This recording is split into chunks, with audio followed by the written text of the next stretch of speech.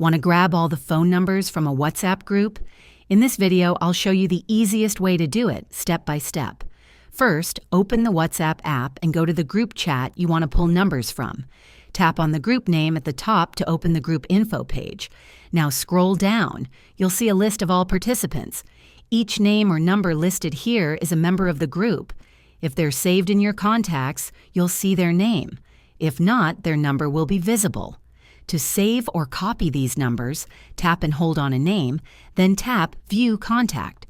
From there, you can choose to add to contacts or simply copy the number manually. You'll need to do this one by one, as WhatsApp doesn't have a built-in export feature.